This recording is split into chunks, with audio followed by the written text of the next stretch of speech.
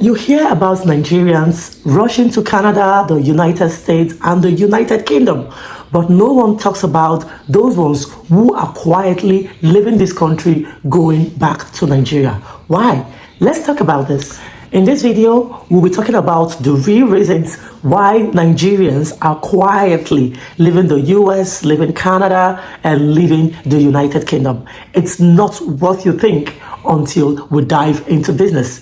We'll be talking about the hype versus the reality, emotional and cultural disconnect, silent stress, mental health, and burnout, the turning point when people decide to leave, and what can be done. But if I lay down and I play dead and I stay dead, maybe you'll get... Hi Diamonds, welcome back. Welcome to today's video. Yes, today we're discussing about this sensitive topic, why people people rush abroad, coming to the US, coming to Canada, coming to the UK, and then they are quietly returning back home to Nigeria. Why? A lot of people think they have an idea of why these ones are coming back, but it will surprise you that what you think is not actually what the reason is. Okay, so let's dive into the business. So of course, most people travel out of their home country because they want a better life, which is where the hype comes in. When you come abroad, when you come to all of these countries, you get peace, there is free education,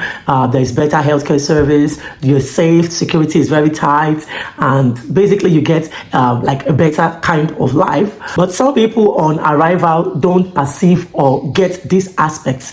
They believe that like there's underemployment because some people will get a job and other people will not get a job. And for me, I think this is because they do not strategize properly. If you want to get a job, you don't need to go to like big communities like in the big cities. You can start out by going to smaller communities where there are no competition and the jobs are there, but these ones, they rather go to the big cities where there are a lot of competition and there's like high rate of underemployment. Of course, the standard of living, the cost of living is also very expensive, and they might not be able to meet up with all of this, so they will decide to go back home. Like back home in Nigeria, lots of people are used to like, this barakwa thing, so like in Nigeria, like even when you go to churches, in churches, they have different type of groups, there are parties, there are paparazzi. If you're a Muslim, you go to mosque, like the masjid, there are a lot of groups, paparazzi, and all of that. When you go to the cultural meetings, like if you are Igbo, you know what I mean. They have all of this, their August meeting, they have different monthly meeting. If you are Yoruba, they have their Owambe. If you're Calabar, like from whatever state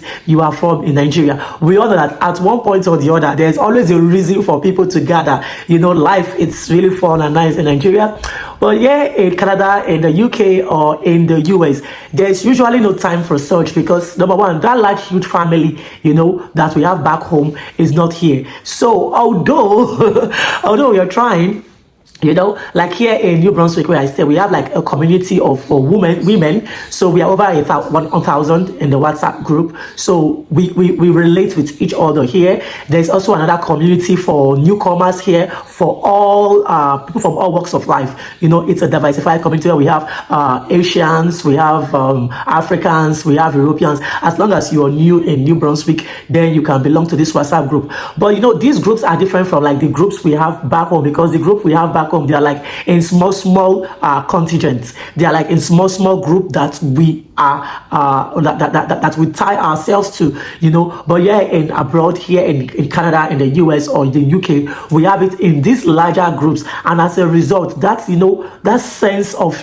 so that belonging is not too there, because you don't really see them as much as your own people as you see them in Nigeria, and all those meetings and paparazzi will not be compared as back home. So as a result, most people miss all of these and decide to go back home. Back home in Nigeria, when you are working, either you're working for someone or you are an entrepreneur working for yourself, by yourself, or you're recruiting people, that pressure that you need to make it, it's not really like choking on you, because anyways, you don't owe anyone a damn. Yours is just to go to your work, get your salary, get paid, move on with your family. If you're into business, make sure your business is running fine. You don't owe anyone any explanation. You still give help to your family members as much as you can and all of that.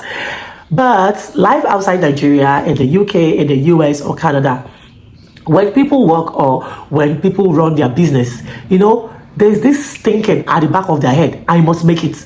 Like, I must make it so that it won't be like, oh, now only my own difference. Like, you came to abroad and, you're not making it. Like, are you a failure or something? So that fear of you not being a failure will always affect your mental health. Psychologically, it's going to take a toll on you because you don't want to disappoint the people back home. You don't want to be the one that the world will use to say that, oh, see this boy, he went to abroad, he's not making it, blah, blah, blah. So that psychologically is going to be affecting you. And as a result, you will do all in your power. Like, you will do your best bet to ensure that you succeed. Another thing there is that because you are abroad and you need to remit money back home. So when you are abroad and you are in Nigeria, like, more is expected from you who stays abroad than you who stays back home in Nigeria, because come on, you are in abroad, right? You should remit more than when you stay in Nigeria. This affects a lot of people, and people who can't cope with this usually go back home. Wow. The turning points when people decide to leave: lack of fulfillment, dreams of entrepreneurship back home, family reasons and burnout, or move back to Nigeria to start a business. Please, for you watching this video right now and you plan to come to Canada either as a student, either on a work permit, either on a permanent resident, or what have you, you need to plan properly before coming. You need to prepare yourself mentally, emotionally, and financially. You need to encourage community building, real conversations, and realistic planning. As for these ones, it's not as if Canada failed them. Canada did not fail them. It's just that their dream wasn't complete. I would like you to share your stories in the comment section if you're watching this video.